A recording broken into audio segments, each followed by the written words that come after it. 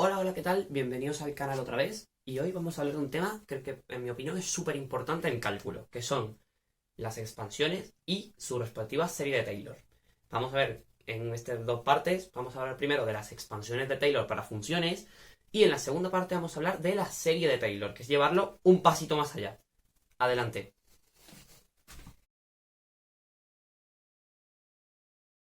Como siempre, tenemos que empezar por el principio. ¿Por qué esto existe? Tenemos que pensar. Tengo una función, ¿sí?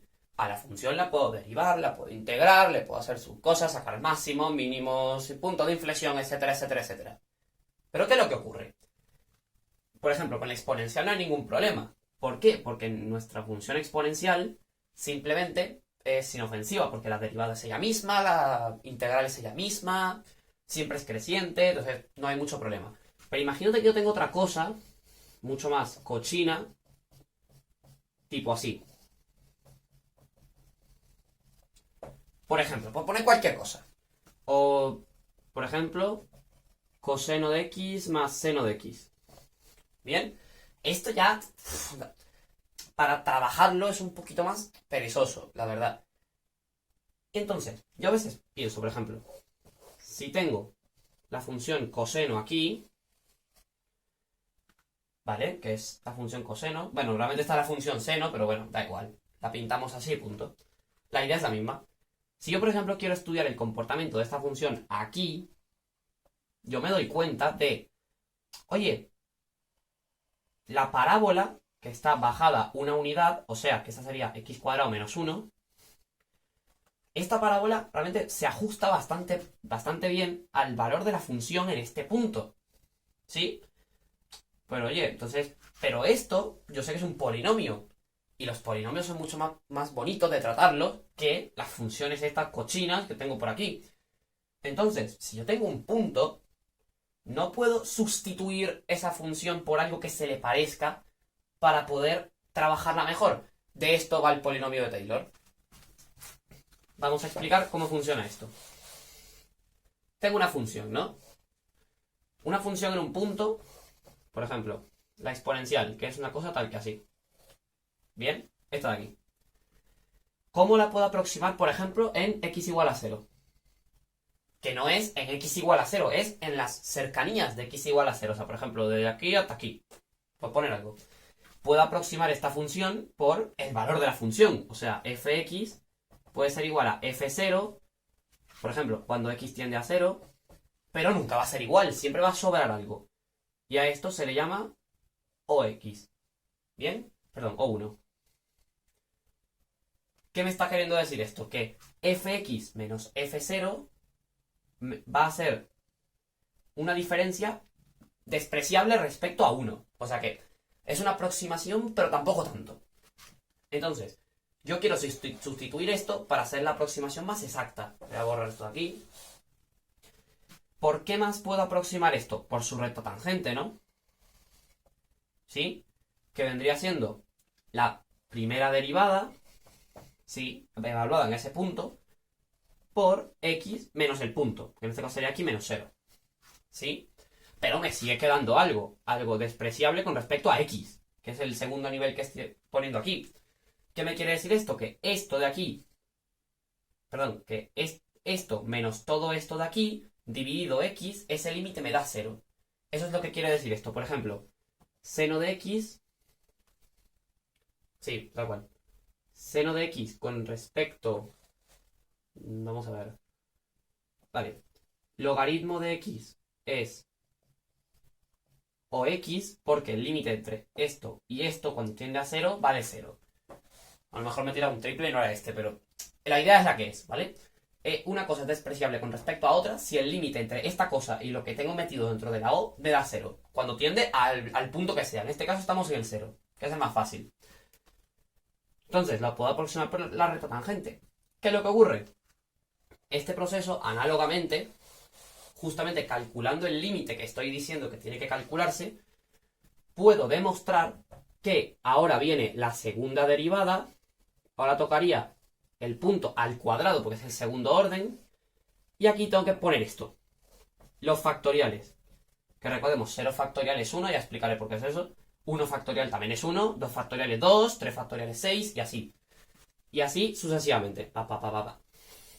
¿Por qué? ¿Por qué los factoriales? Porque al yo sacar este límite me va a dar una indeterminación y esto se me va a quedar aquí abajo.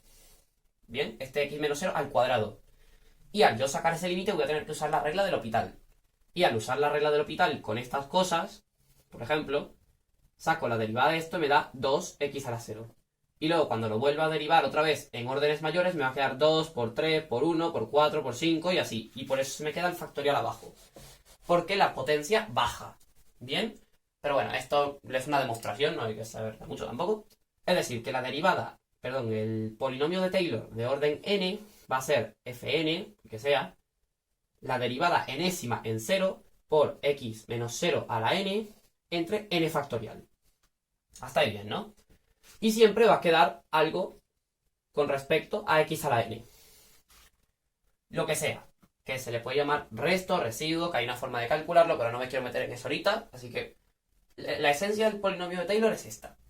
Que se puede aproximar cualquier función, primero por el valor de la función, luego por la recta tangente, luego por este constructo que ya es una función más elaborada, y así sucesivamente la aproximación cada vez va siendo más exacta. Bien, en pantalla estamos viendo por ejemplo ahora el exponencial, que se ve que se ajusta cada vez más a la curva en x igual a 0, pero que tiene otra peculiaridad, se asemeja más a la totalidad de la curva, y eso lo vamos a ver justo ahora. Bueno, por ahora doy por concluido el vídeo del polinomio de Taylor, sencillamente porque me sirve para aproximar los valores de las funciones. Porque ¿sabe qué? Mejor, vamos a poner un ejemplo. Por ejemplo, f de x es el coseno de x. Y yo lo quiero aproximar hasta el cuarto orden. ¿Por qué? Porque me provoca. Entonces, ¿quién es f0? Vamos a ponerlo en x igual a 0. Que puede ser en x igual al punto que sea. f0 sería el menos seno de 0, o sea 0. No, esto sería f', perdón. f0 es 1, porque es el coseno de 0. f segunda en 0, si este ha sido el menos seno, sería el menos coseno de 0, o sea menos 1. f tercera sería otra vez 0.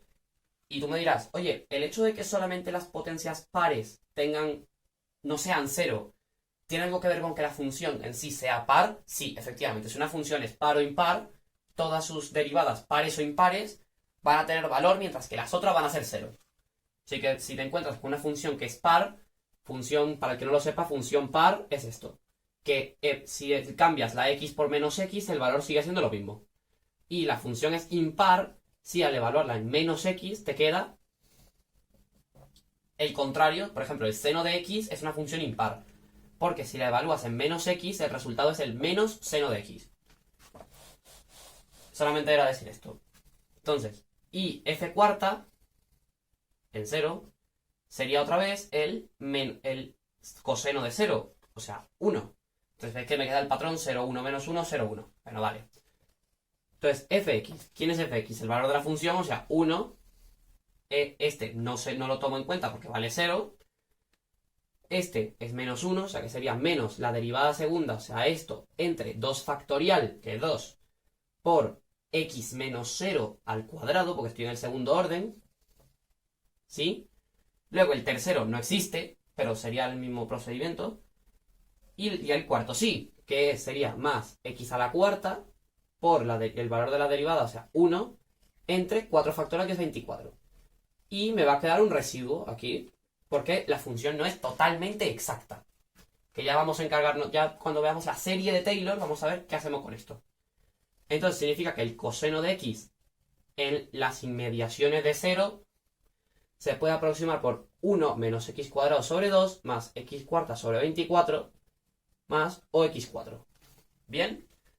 Si le damos, por ejemplo, el valor 0,25, vemos que se va a parecer, si yo evalúo todo esto de aquí en 0,25 y evalúo la función coseno de x en 0,25 radianes, importante, se va a parecer el valor bastante. No va a ser exactamente igual, pero se va a parecer bastante. Por ahora cierro con esto y saltamos directamente a la segunda parte del video, cuando nos vamos a encargar de qué ocurre con este residuo cuando yo empiezo a expandir mucho más que el cuarto orden.